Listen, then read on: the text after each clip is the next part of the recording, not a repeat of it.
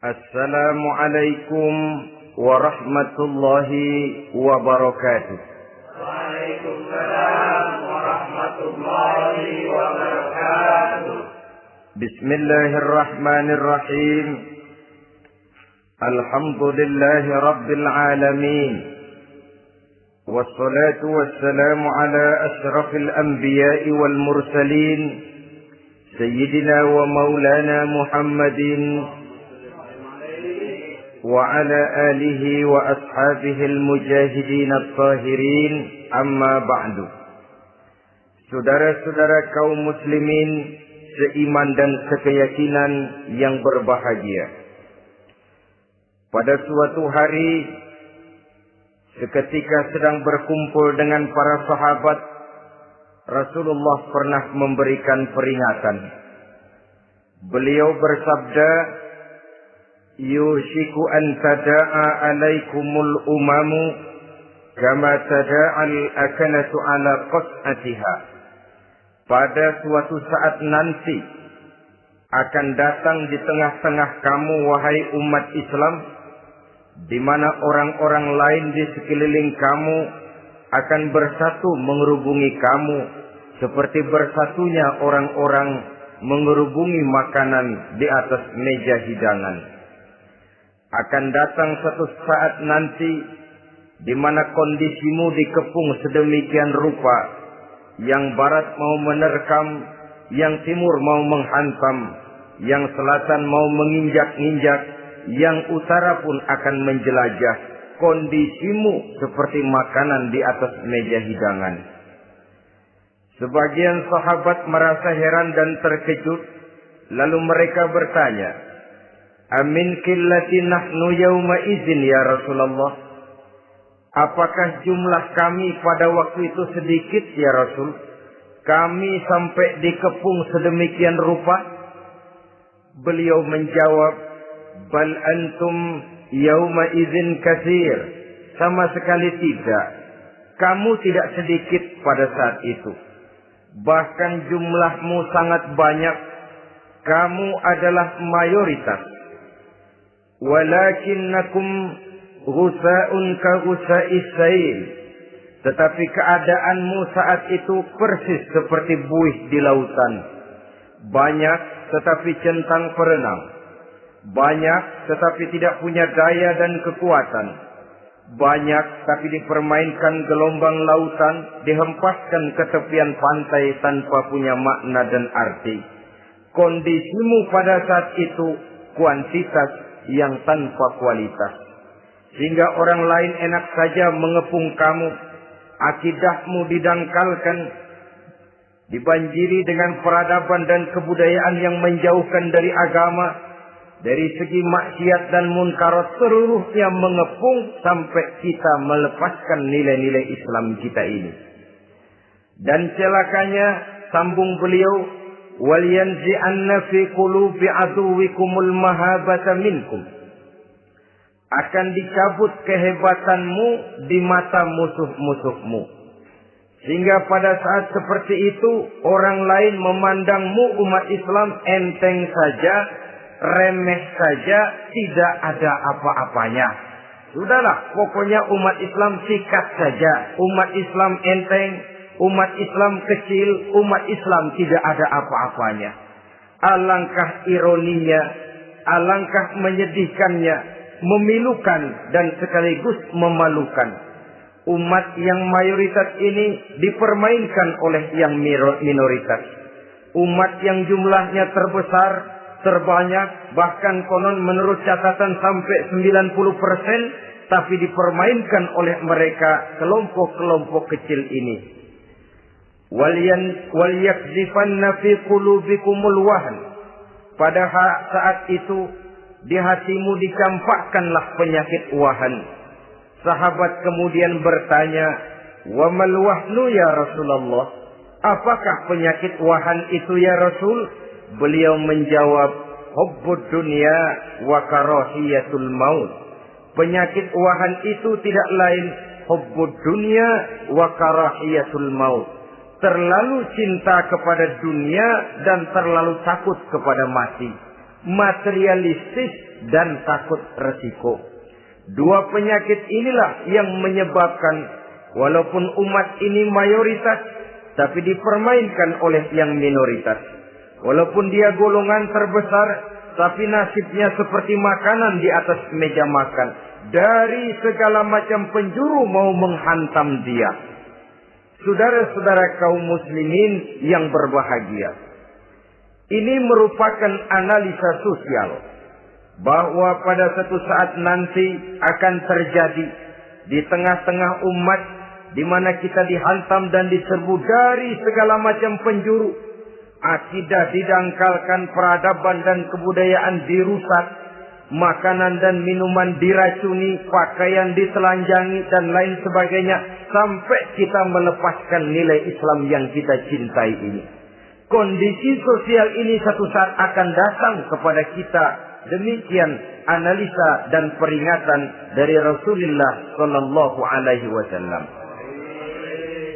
Marilah sekarang kita melihat, adalah benar bahwa di zaman sekarang kita insya Allah tidak akan mengalami perang Badar sehebat yang pernah dialami oleh Rasul dan para sahabatnya.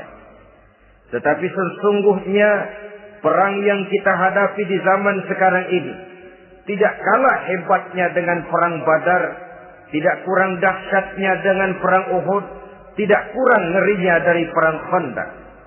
Hanya saja yang kita hadapi sekarang ini bukan ujung pedang, bukan ujung tombak, bukan ujung panah. Yang kita hadapi sekarang ini adalah perang akidah, perang ideologi, perang mempertahankan keyakinan. Yang kalau kita kalah sekarang, kita memang masih beragama. Tetapi anak kita, cucu kita, generasi yang akan hidup 5, 10, 20, 30 tahun yang akan datang, wallahu a'lam bissawab. Islam, saudara-saudaraku, tidak mungkin hilang dari dunia. Tetapi tidak mustahil Islam gulung tikar dari desa kita. Tidak mustahil Islam gulung tikar dari kampung dan kota kita, jikalau kita tidak menjaganya, jikalau kita tidak memeliharanya, bahkan jikalau kita tidak mewariskannya kepada anak-anak kita, generasi yang akan datang. Marilah kita mengingat sejenak bagaimana Islam di Spanyol yang pernah jaya, pernah mewarnai daratan Eropa, dan yang sekarang hanya sekedar tinggal ceritanya saja. Ini pernah diperingatkan oleh Rasul dalam satu hadis, "Sayati ala ummati zamanun la yabqal Islam illa ismun wala minal Quran illa rasmun." Akan datang satu masa di tengah umatku di mana pada masa itu Islam ada tapi hanya tinggal sekedar namanya saja, dan Quran pun ada tapi cuma sekedar tinggal tulisannya saja. Apabila kita tidak mewariskan ini kepada generasi yang akan datang, maka serbuan-serbuan dari berbagai macam penjuru dari hari ke hari semakin kita rasakan kehebatannya. Tidak mustahil sejarah Spanyol akan terjadi di desa kita, akan terjadi di kampung kita, akan terjadi di kota kita. Orang Spanyol, kalau mereka cerita kepada anaknya, mereka akan cerita, "Nak, di sini dulu ada masjid." "Kapan, Pak?" Dulu benar dah. Banyak orang Islam kalau hari Jumat pada sembahyang, "Kapan itu, Pak?" Dulu sekali. Sekarang cuma sekedar tinggal ceritanya saja. Bukankah sesuatu yang sangat tidak mustahil apabila kita tidak menjaga dan mewariskan Islam ini kepada generasi yang akan datang, maka serbuan-serbuan akan membawakan hasil yang diinginkan oleh para penyerbu itu tadi. Kita sudah menjadi umat yang mayoritas, tetapi umat yang mayoritas ini menurut Rasul dikepung sedemikian rupa, akidahnya didangkalkan, peradaban dan kebudayaannya ditekan sedemikian rupa, kehidupan sosialnya dibuat individualis. Kemudian dari segi pergaulan, pakaian, makanan, minuman dan sebagainya diracuni. Sampai dia tidak lagi berpegang teguh kepada agamanya. Dan dikala itu hilang kehebatan umat ini di mata musuh-musuhnya. Orang lain memandang kita ringan saja, enteng saja, satu umat yang sudah kehilangan wibawa. Padahal konon kabarnya kita mayoritas. Tapi enak saja dikutak-kutik orang lain. Dan dikala itu di hati kita merajalela penyakit uahan. Penyakit uahan itu apa? Pertama, hubbud dunia, terlalu cinta kepada dunia. Terlalu cinta kepada dunia yang menyebabkan kita lupa. Lupa akan tanggung jawab dan kewajiban. Lupa meneruskan dan mewariskan Islam kepada generasi yang akan datang. Kita berlomba dan berlomba hanya untuk mengejar dunia dan seluruh isinya. Baik dia bernama material, baik dia bernama seksual, baik dia bernama pangkat, jabatan dan kedudukan, berlomba-lomba kita di dalamnya. Sampai tercampaklah penyakit hubbud dunia di dalam hati ini. Berurat dan berakar dunia itu, sulit dan berat kita berpisah daripadanya. Akibatnya kemauan untuk berbuat demi dan atas nama agama sangat sulit terwujud di dalam kehidupan ini. Yang kedua, karahiyatul maut, terlalu takut kepada mati. Baik mati ajal, mati dalam artian yang sebenarnya, baik mati usahanya, baik mati karirnya, baik mati pangkat dan jabatannya. Sehingga dengan demikian akibatnya jatuhlah kita menjadi umat yang kehilangan wibawa di mata orang lain. Saudara-saudara kaum muslimin rahimakumullah. Saya katakan tadi, perang yang kita hadapi di zaman sekarang adalah perang akidah. Perang menghadapi peradaban dan kebudayaan yang menghancurkan moral daripada anak-anak kita. Perang menghadapi banjirnya maksiat dan munkarat.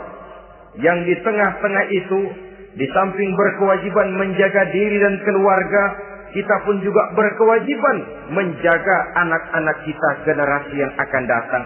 Mengarahkan dan mendidik mereka sesuai dengan yang dikehendaki oleh Allah Subhanahu wa ta'ala.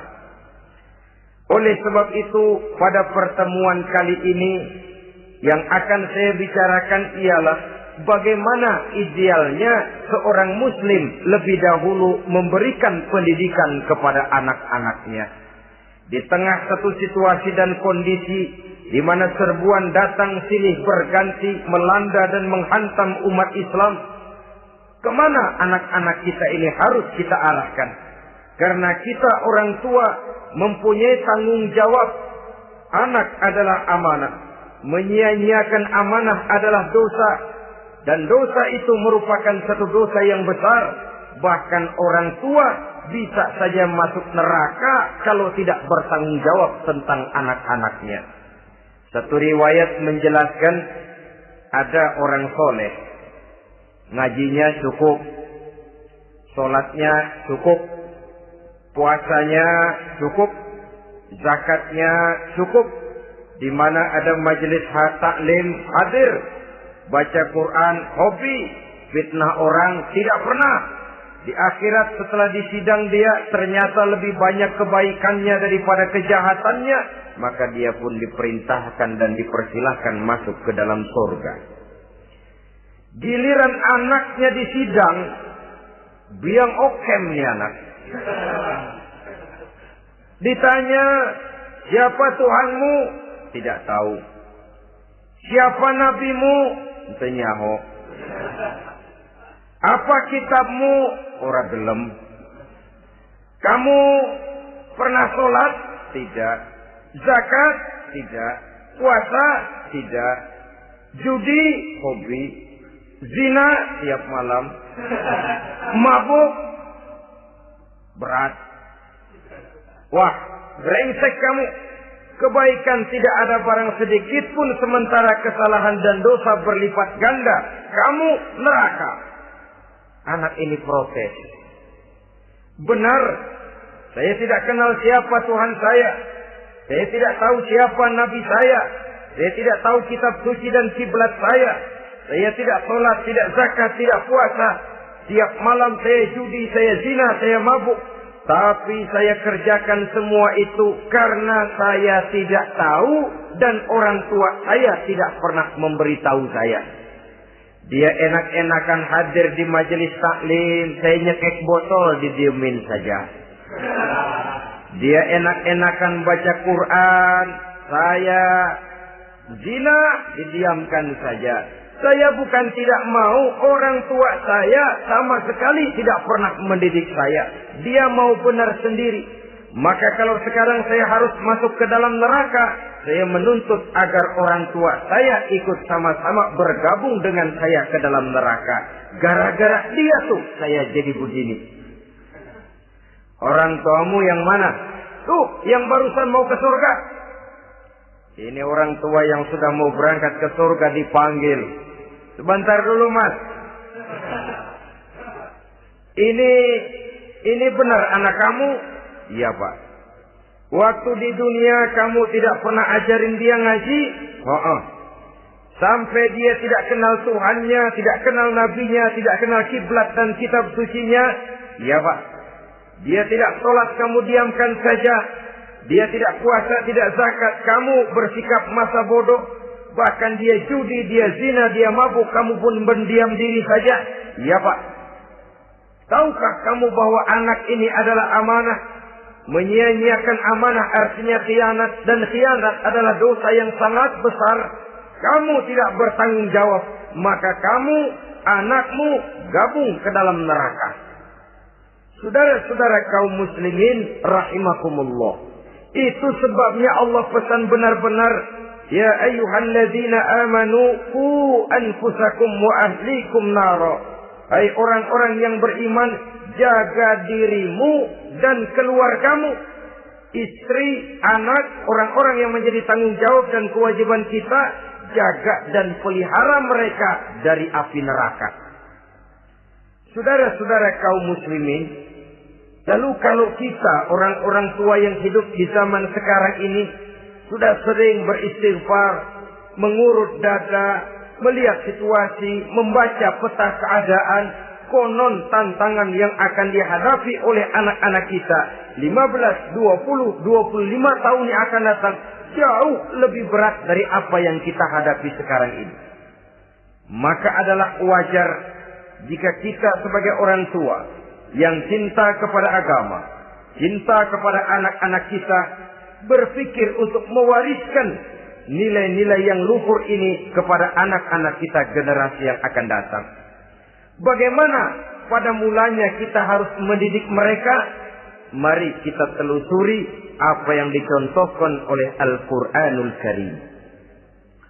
Orang-orang tua bijaksana yang diceritakan dalam Al-Quran, kalau sudah berpikir tentang anak-anaknya generasi yang akan datang, pendidikan pertama yang diberikan kepada anaknya ternyata adalah persoalan akidah.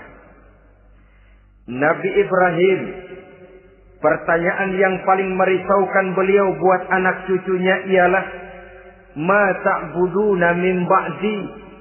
Saudara bisa lihat surah Al-Baqarah ayat 133. Anak-anakku, kalau pada satu saat nanti aku, ayahmu ini sudah tidak ada lagi, meninggalkan kamu semua, meninggalkan kehidupan dunia ini, ma ta'buduna min ba'di, apa yang akan kamu sembah nak kalau ayah sudah tidak ada lagi? Jikalau ayahmu sekarang masih rajin ke masjid, melakukan rukuk dan sujud, i'tikaf dan membaca Quran, kalau satu saat ayahmu meninggalkan dunia ini, masihkah engkau mau ke dalam masjid? Masihkah engkau rukuk dan sujud? Masihkah engkau i'tikaf? Ma ta'buduna min ba'di, apa yang akan kamu sembah kalau aku ayahmu tidak ada lagi nak? Ditanamkan bukan hanya keyakinan bertauhid, sekaligus juga menyembah kepada Allah yang kita yakinkan dengan tauhid itu tadi. Bukankah berbeda dengan kita kebanyakan orang tua sekarang? Kita tidak pernah berpikir ma ta'buduna min ba'di. Kalau bapak tidak ada, kamu nyembah apa nak? Kita orang tua sekarang pagi-pagi malah berpikir ma ta'kuluna min ba'di. Kalau bapak nggak ada, kamu nanti makan apa nak? Bukan nyembah apa yang kita pertanyakan, bukan nyembah apa yang kita khawatirkan, makan apa nak? Maka yang dicari lalu sekolah-sekolah yang bonafit, yang tidak peduli apakah itu merusak imannya, mematikan akidahnya, menghancurkan keyakinannya. Yang penting ada jaminan hari depan bisa dapat lapangan kerja. Akibatnya berduyun-duyun orang-orang tua muslim menyekolahkan anaknya di sekolah-sekolah yang bukan Islam, yang nyata-nyata membahayakan akidahnya. Dididik dengan kultur dan budaya yang bertentangan dengan nilai-nilai agamanya. Bukankah ini berarti merelakan anak untuk dikafirkan? Bukankah ini artinya menyerahkan anak untuk ditulis menurut selera para pendidik yang tidak sesuai dengan nilai akidah yang dimilikinya? Mengapa kita tidak berpikir seperti Nabi Ibrahim yang sebelum memberikan pendidikan kecerdasan, sebelum pendidikan matematika, IPS, PSPB dan disiplin ilmu lainnya, yang pertama ditanamkan ma ta'buduna min ba'di. Kalau ayahmu tidak ada, kamu menyembah apa nak? Menyembah Allah, apa nanti malah menyembah harta? Menyembah Allah, apa nanti malah mendewa-dewakan pangkat dan jabatan? Menyembah Allah, apa malah nanti menyembah alam? Itu yang dikhawatirkan Nabi Ibrahim kepada generasi yang akan datang. Dan itu saudara-saudara yang seharusnya mengkhawatirkan kita kepada anak-anak kita generasi yang akan datang. Lihatlah serbuan akidah di zaman sekarang ini. Dimanfaatkan kemiskinan kita umat Islam. Diberikan kita tawaran berupa beras, pakaian, obat-obatan, kalau perlu beasiswa, asal bisa melepaskan keislaman kita ini. Bertahap, sedikit demi sedikit, step by step, shibran bi shibrin wa zira'an bi zira'in. Dan harus saya ingatkan, orang di zaman sekarang tidak mungkin menghantam Islam secara frontal. Tidak mungkin menghantam Islam terang-terangan, apalagi mengerahkan satuan militer. Tidak. Orang berhitung, bagaimanapun kondisi dan kualitasnya umat Islam, mereka masih punya satu modal penting, fanatisme agama. Kalau ini disulut, api jihad segera berkobar, dan hanya maut yang bisa menghentikan orang yang dibakar dengan semangat jihad. Orang tahu itu. Betapa Uni Soviet kedodoran menghadapi mujahidin Afghanistan yang disulut oleh semangat jihad yang berkobar dengan persenjataan yang primitif ketimbang persenjataan Uni Soviet. Entos mereka pantang surut mundur ke belakang. Jadi jangan mimpi bahwa orang mau menghantam Islam ini dengan melarang pengajian, meruntuhkan masjid, menyegel pondok pesantren. Tidak. Melarang orang sholat. Tidak. Kalau perlu masjid diperbanyak, musola diperbesar. Tapi bikin itu masjid seperti museum. Besar, megah, mercusuar. Tapi bikin seperti museum. Tempat orang kagum, tempat orang memuji, tapi sunyi dari nilai-nilai ibadah. Saudara-saudara kaum muslimin, untuk sampai kepada penghantaman akidah, jalan yang paling mudah dirintis sekarang ini secara bertahap dan sistematis memisahkan umat Islam dari Islamnya. Biarkan mereka bernama Muslim. Biarkan di atas kartu penduduknya tertulis agama Islam. Tapi tanamkan budaya-budaya yang menyebabkan cara bergaul mereka, cara berumah tangga mereka, cara bertetangga mereka, sampai kepada cara mereka berpakaian, cara mereka bergaul, cara mereka makan dan minum, cara mereka mendidik dan menyekolahkan anak sama sekali tidak lagi mencerminkan nilai-nilai yang islami. Itu sudah satu usaha yang paling praktis, memisahkan umat Islam dengan Islamnya. Kalau sadarlah kita ke arah ini usaha orang di zaman sekarang, maka yang harus pertama kita tanamkan kepada anak-anak kita, didik mereka dengan jiwa tauhid yang mengkrispal di dalam batinnya, meresap sampai ke tulang sumsumnya, yang tidak akan sampai pun nyawa berpisah dari badannya. Akidah itu tidak akan berpisah dari hatinya. Bahkan dia sanggup dengan tegar berkata, lebih baik saya melarat karena mempertahankan iman daripada hidup mewah dengan menjual akidah. Satu khitbah, satu garis kehidupan yang perlu kita wariskan kepada anak-anak kita, generasi yang akan datang. Dahulu ada satu tradisi, saudara-saudara. Kalau anak gadis kita dilamar orang lalu bertanya, anakmu mau ngelamar gadis saya, apa sudah khatam Quran berapa kali? Apa sudah bisa baca kitab macam-macam dan lain sebagainya? Sehingga lahirlah satu kebanggaan. Apapun motifnya, tapi pertanyaan semacam ini zaman sekarang sudah langka. Paling-paling yang ditanya kalau anaknya dilamar orang, anakmu kerja di mana? Gajinya sebulan berapa? Kendaraannya bebek apa soang? Apa-apa. Itu yang kita pertanyakan, berkisar di seputar materi, kerja, job, status sosial, dan lain sebagainya. Perkara bisa baca Quran atau tidak, nomor 18. Perkara sembahyangnya rajin apa tidak, nomor 36. Saudara hadirin, akibatnya terjadi pergeseran nilai. Maka mendidik anak menurut tuntunan Quran adalah seperti yang diberikan contoh oleh Luqmanul Hakim, yang diceritakan dalam surah Luqman mulai ayat 11 dan selanjutnya. Apa pendidikan pertama yang harus kita berikan kepada anak? Pertama, ya bunayya la tusyrik billah. Wahai anakku, jangan sekali-kali engkau menyekutukan Allah. Nah, jaga tauhid, pelihara iman, mantapkan akidah. Ini dasar yang pertama. Belum lagi anak mengenal berbagai macam disiplin ilmu, yang pertama ditanamkan tauhid.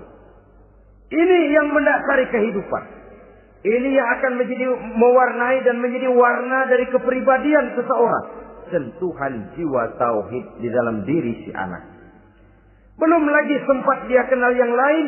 Yang pertama yang kita tanamkan, kita wariskan, kita berikan, la tusyrik billah. Jangan sekali-kali menyekutukan Allah. Nah, kalau ini sudah tertanam, ini sudah merupakan satu fondasi yang kuat. Selebihnya nanti tinggal melihat bakat si anak, kemana dia harus dididik. Yang terpenting nilai iman lebih dahulu tanamkan.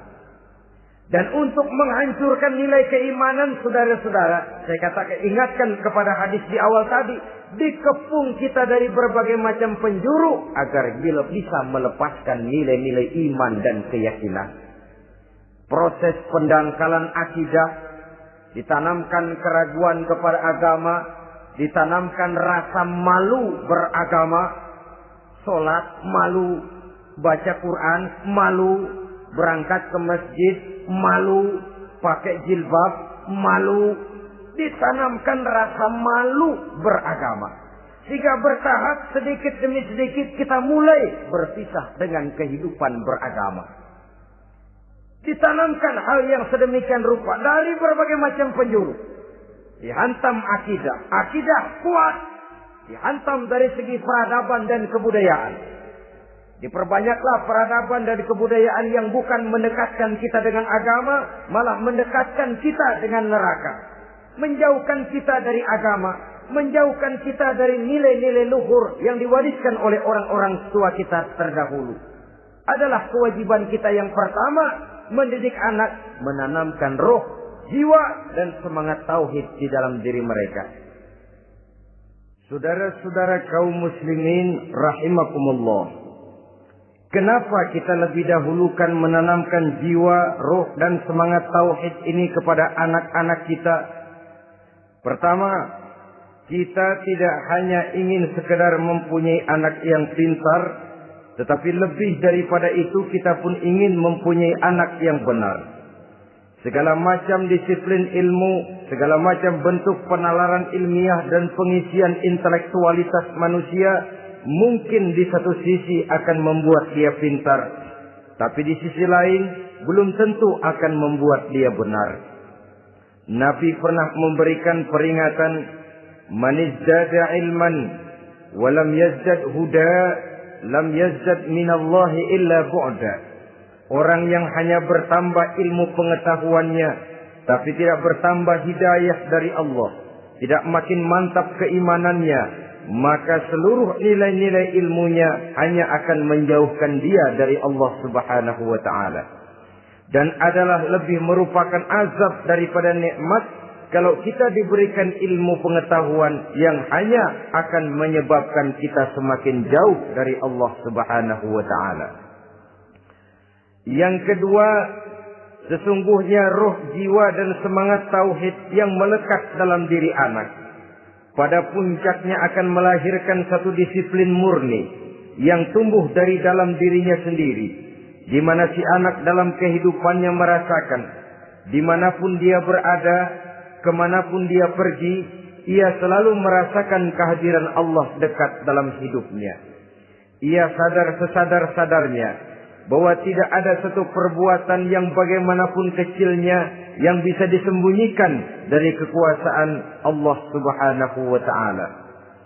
Yang ketiga, dengan penanaman roh, jiwa, dan semangat iman ini, maka diharapkan anak-anak nanti pada pertumbuhannya sanggup mengendalikan hawa nafsunya.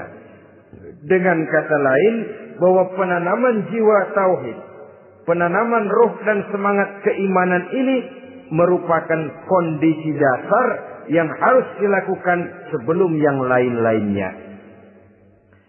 Kemudian pendidikan kedua yang diberikan oleh Al-Quran melalui contoh dan model dengan Luqmanul Hakim ini, setelah menanamkan tauhid, ditanamkanlah kepada si anak ini rasa hormat kepada orang tuanya. Wa wasainal insana biwalidayhi, dan kami wasiatkan kepada manusia untuk berbakti kepada ibu bapaknya.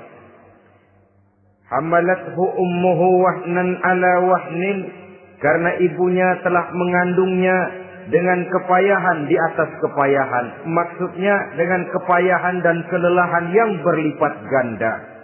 Sehingga ketika Rasul ditanyakan orang, "Ya Rasul, siapa yang paling harus saya taati di dunia ini?" Beliau menjawab, "Ibumu." Kemudian, "Siapa lagi ya Rasul?" "Ibumu." Setelah itu, "Siapa lagi ya Rasul?" "Ibumu." Dan kemudian, "Siapa ya Rasul?" "Bapakmu." Ibu, ibu, ibu, bapak. Bahkan al-jannatu tahta aqdamil ummahat, surga berada di bawah telapak kaki ibu. Bagaimana menanamkan rasa hormat kepada orang tua di hati anak? Tentu yang pertama, bagaimana orang tua bisa memberikan keteladanan. Marilah kita sebagai orang-orang tua ini menyadari bahwa sebelum anak kenal sekolah dasar, sebelum anak kenal TK, ibtidaiyah, sanawiyah, sampai kepada perguruan tingginya, yang pertama dia kenal adalah lingkungan rumah tangganya, gurunya adalah ibu bapaknya. Di sini berlakulah apa yang dinamakan keteladanan.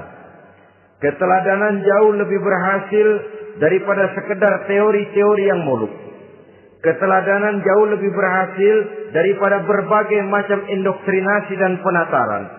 Kurangnya keteladanan akan menyebabkan anak mencari pola. Apabila kita orang tua ini tidak bisa memberikan keteladanan yang baik kepada anak-anak kita, maka pada suatu saat anak-anak akan menganggap enteng dan kehilangan wibawa kita sebagai orang tua di mata mereka.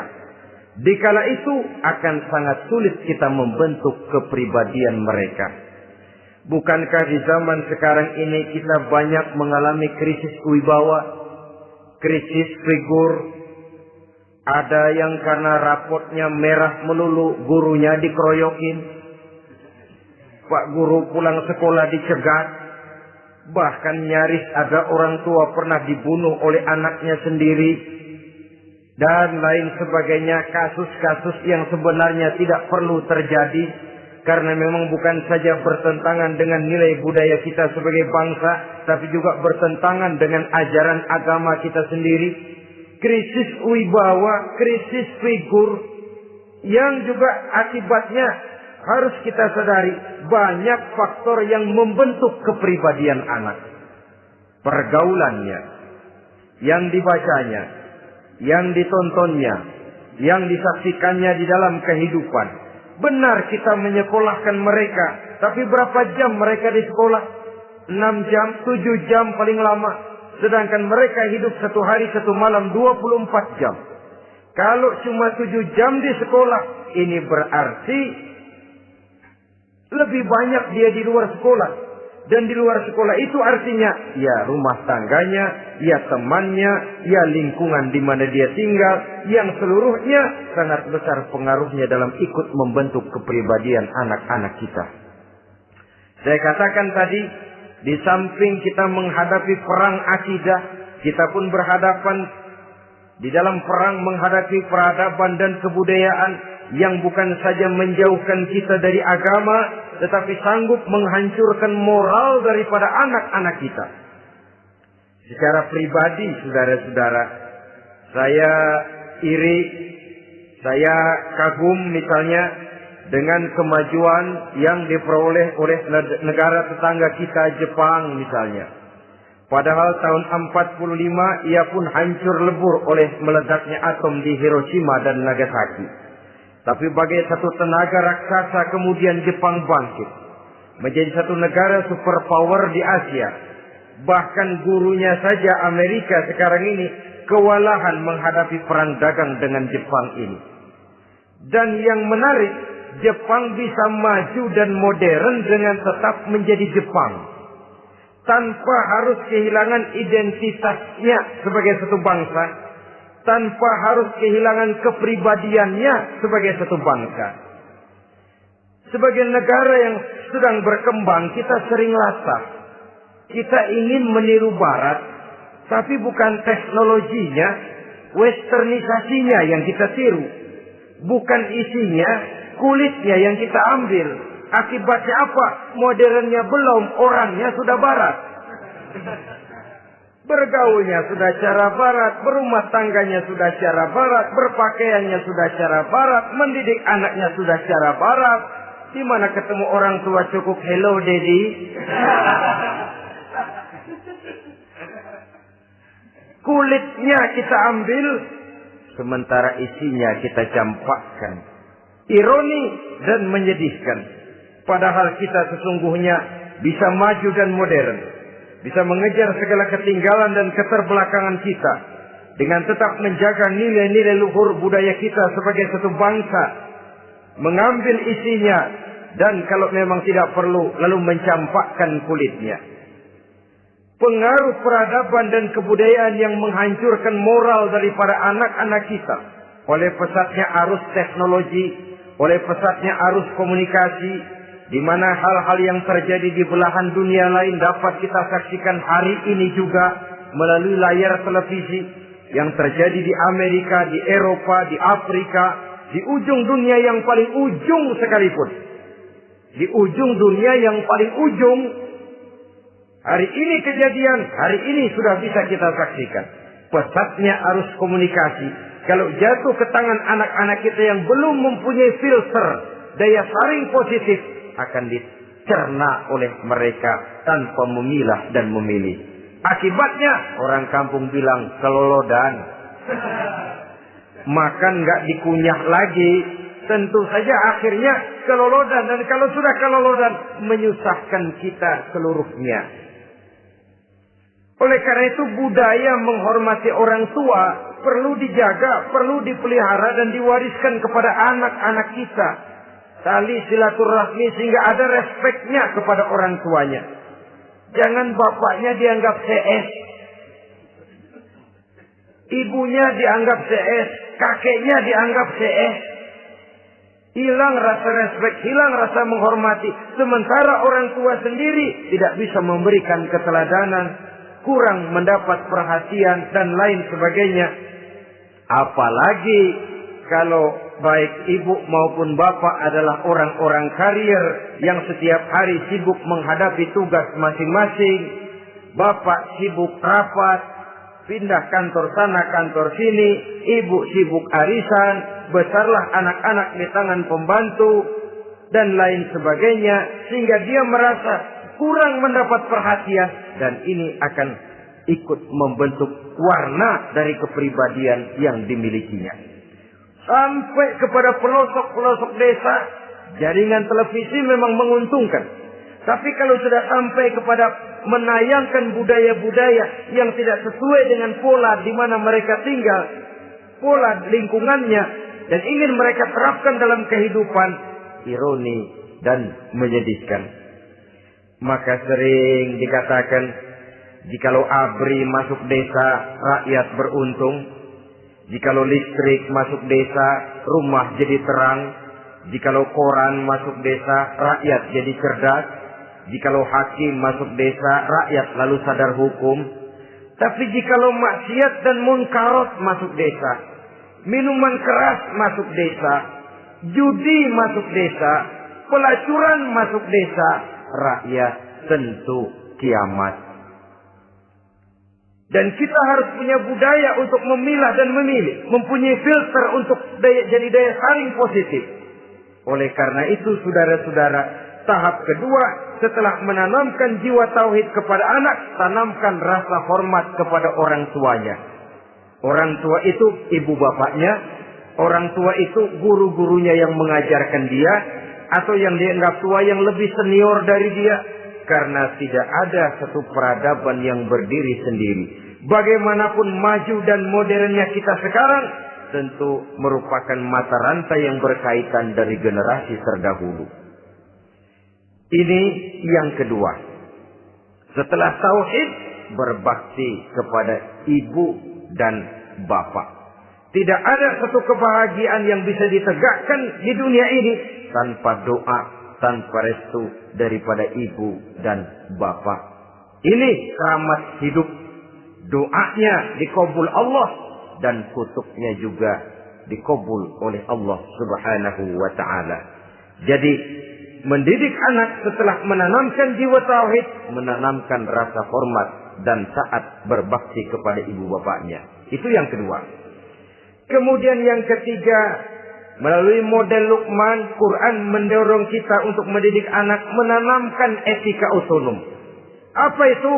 Ya bunayya, innaha in takum misqala habbatin min khardalin fatakun fi sakhratin aw fis samawati aw fil ardi ya'ti biha Allah. Wahai anakku, sesungguhnya kalau ada satu kebaikan yang kamu kerjakan, kecil, tidak nampak oleh pandangan mata yang zahir, yang kecil itu tersembunyi di puncak langit, di dasar bumi yang paling dalam, atau di tengah batu hitam sekalipun, Allah pasti mengetahuinya dan pasti akan memberikan balasan yang seadil-adilnya. Pendidikan apa ini? Pendidikan moral. Menanamkan etika otonom. Nah, kau berbuat baik jangan karena dilihat orang. Kau tidak mau melakukan kejahatan jangan cuma karena ada polisi. Kalau ada polisi kau tidak mau jahat, kucing juga begitu. Coba lihat kucing. Taruh ikan asin di piring kaleng, tongkrongin. Aduh, kucing kalem, sopan, tenang. Sedikit kita lengah, habis ikan digarap. Tapi ditanamkan satu kesadaran, kemanapun kau pergi, apapun yang kau kerjakan, tersembunyi di tengah batu, di dasar bumi, di puncak langit, Allah pasti tahu. Dalam bahasa yang ringan, Kita ini diawasi oleh 2 hiperkomputer yang maha sensitif. Produksi langit, mereknya Rockheed dan Asid. Itu komputer yang sangat peka dan sensitif. Jangankan kita berbuat, kita berniat baik saja, komputer sudah nyatet sendiri. Inilah yang orang sekarang namakan waskat, pengawasan malaikat. Kalau hidup sudah merasa diawasi oleh malaikat, waskat berhasil. Tapi kalau waskat sudah diawasi malah nekat, itu yang gagal. Atau yang diawasi dan yang mengawasi sama-sama sepakat, itu juga bisa cincai. Saudara-saudara kaum muslimin rahimakumullah. Waskat dalam pengertian kita muslim, bagaimana hidup ini merasakan diawasi oleh malaikat. Intelektualitas yang tinggi sekalipun, IQ yang nilainya plus sekalipun, disiplin ilmu yang bagaimanapun banyak yang memenuhi benak kita tanpa diiringi oleh etika otonom, orang sering mencari celah dan kesempatan. Mencari celah dan kesempatan. Tapi kalau sudah merasa kemanapun saya pergi, dimanapun saya berada, kebaikan bagaimanapun sekecilnya saya lakukan, toh Allah pasti akan memberikan balasan.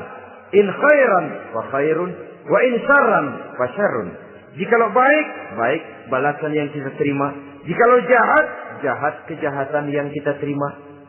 Kalau sudah ke arah ini kita berpikir, maka sesungguhnya kalau kita berbuat baik kepada orang lain, hakikatnya kita sudah berbuat baik kepada diri kita sendiri.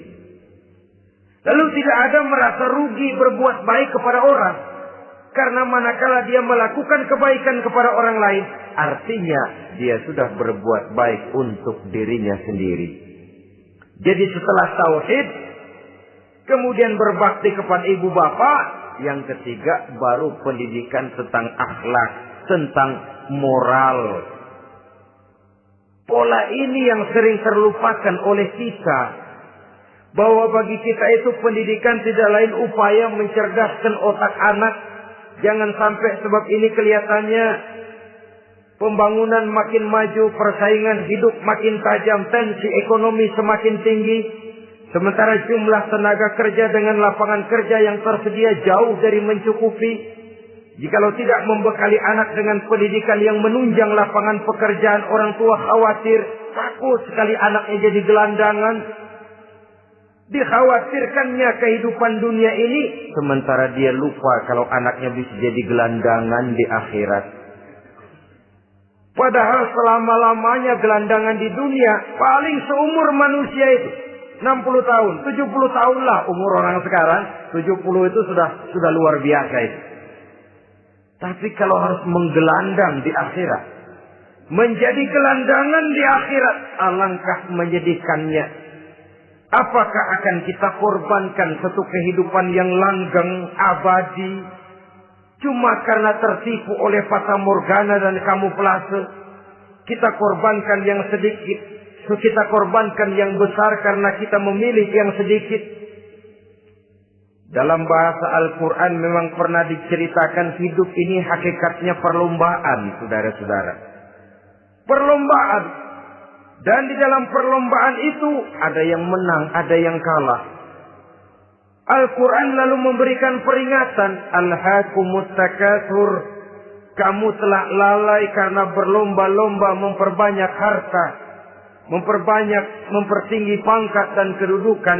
Hatta zurtumul maqabir. Sampai kamu akan masuk ke liang kubur baru sadar. Apalagi kalau nafas sudah sampai di tenggorokan. Persis Fir'aun. Sudah tenggelam di lautan merah. Mau mampus.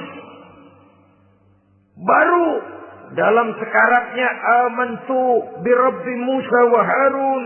Kalau begini caranya, saya juga percaya kepada Tuhan Musa dan Harun. Percaya kepada Allah. Sudah mau mati. Baru amantu bi Rabbi Musa. Kami percaya kepada Tuhan Nabi Musa, kata Fir'aun. Malaikat maut kesal benar, dilelepin terus di laut. Mampus tuh sekalian. Hidup ini memang kita berlomba. Berlomba dengan waktu. Berlomba dengan umur. Berlomba dengan tenaga. Berlomba dengan tetangga. Yang jangankan kita sampai mundur. Berhenti saja sejenak. Kita akan ditinggalkan oleh yang lain. Tiada kata mundur. Bahkan tiada kata berhenti. Sekali kita melangkah. Melangkahlah terus. Tapi berlombalah seperti yang dikehendaki Quran. Fastabiqul khairat. Berlomba-lombalah di dalam kebajikan. Jangan berlomba-lomba di dalam kemaksiatan, kemunkaran, kejahatan. Berlombalah dalam urusan kebaikan. Saudara-saudara kaum muslimin rahimakumullah. Tauhid, berbakti kepada ibu bapa, kemudian pendidikan tentang moral. Apabila pendidikan tentang moral sudah tertanam, barulah lihat bakat si anak. Kemana bakatnya? Anak saya kelihatannya dari kecil demennya main bedil-bedilan saja. Abri kali itu. Kirim ke Magelang, masukkan akabri. Tapi dengan syarat 3 itu tadi. Iman sudah tertanam, rasa bakti kepada ibu bapak sudah ada dan punya nilai moral. Sehingga boleh jadi nanti dia menjadi jenderal yang beriman, yang berbakti kepada ibu bapaknya dan punya moral yang tinggi. Kan lebih baik rakyat rendah tapi akhlaknya tinggi daripada pejabat tinggi tapi moralnya rendah. Jauh lebih baik rakyat rendah punya moral tinggi ketimbang pejabat tinggi punya moral rendah. Nilai moral ini yang jadi ukuran dan barometer di masyarakat. Yang ini yang sering kita lupakan. Bahwa kehancuran satu bangsa dimanapun di dunia ini selalu dimulai dengan kehancuran moral daripada bangsa itu sendiri. Sekarang membina nilai moral ini berat. Gadis kita, remaja, putri diberikan pakaian jilbab, mungkin dia sendiri masih setengah-setengah. Ditambah lagi oleh ledekan temennya. Jilbab lah kuno. Bau sorga lah, bau masjid lah, bau menyan lah. Ditanamkan rasa malu untuk hidup dekat dengan agama.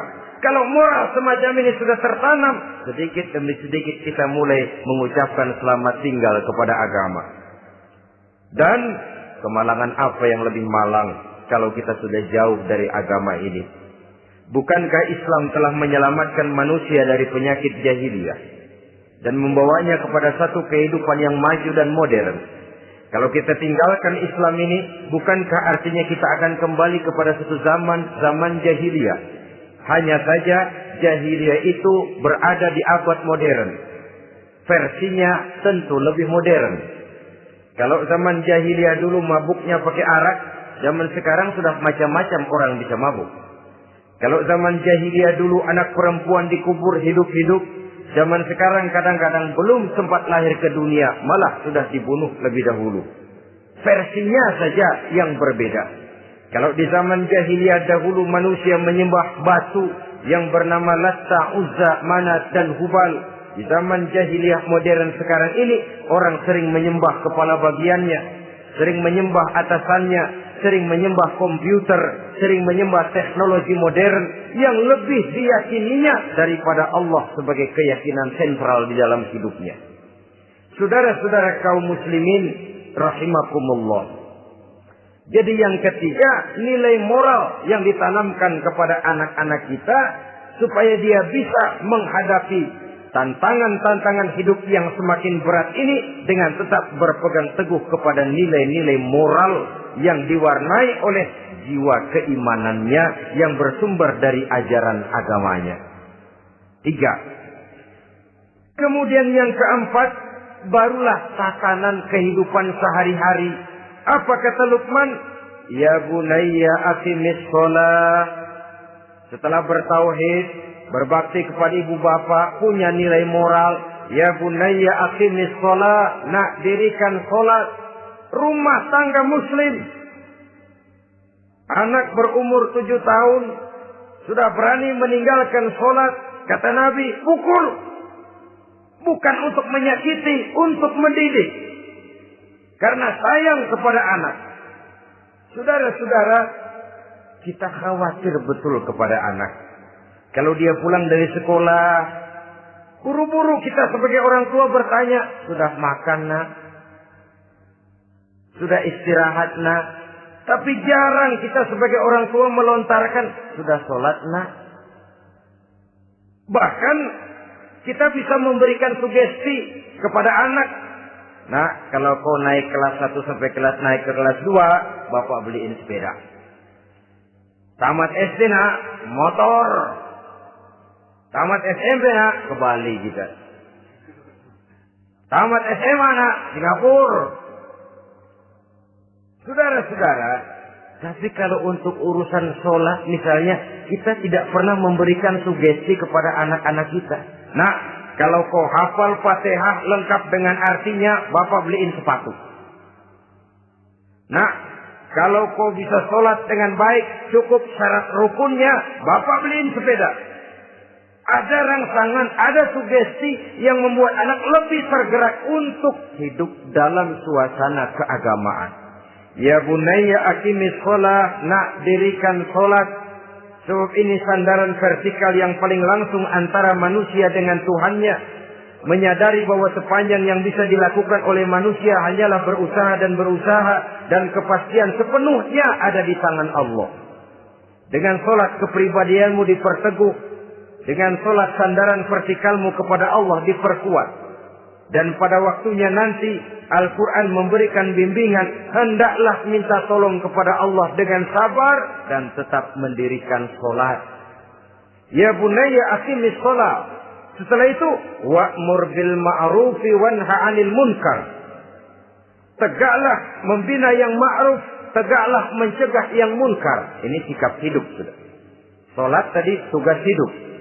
Lalu sikap hidup tampil di tengah masyarakat, membina yang ma'ruf, mencegah yang munkar sesuai dengan kesanggupan masing-masing.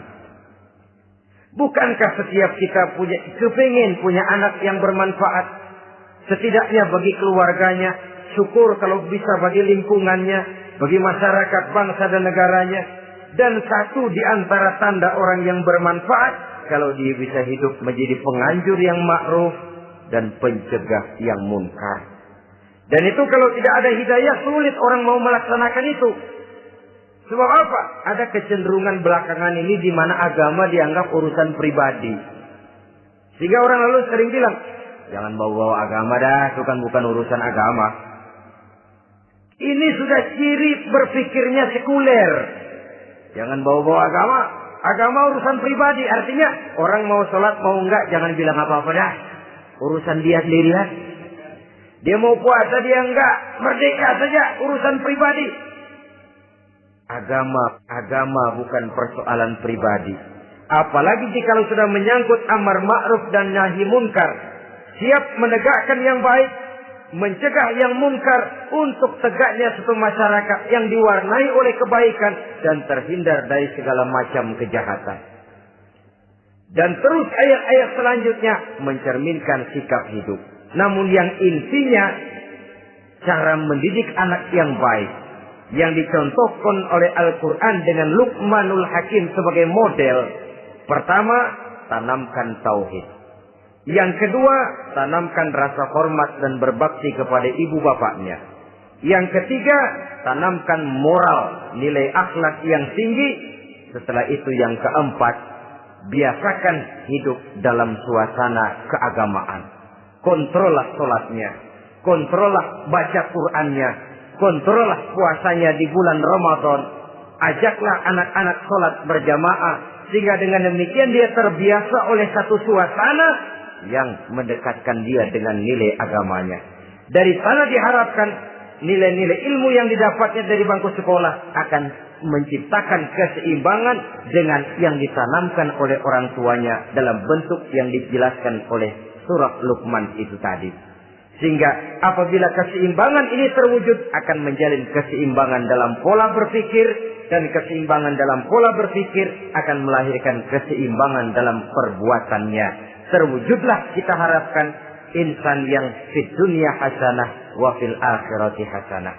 Inilah harapan kita semua. Mudah-mudahan Allah memberikan kekuatan kepada kita untuk mewariskan nilai-nilai yang baik kepada generasi yang akan datang. Sehingga esok harus lebih baik daripada hari ini, dan lusa harus lebih baik daripada hari esok. Terima kasih atas perhatian saudara. Mohon maaf atas segala kekurangan. Usikum wa nafsi bitaqwallah. Wassalamualaikum warahmatullahi wabarakatuh.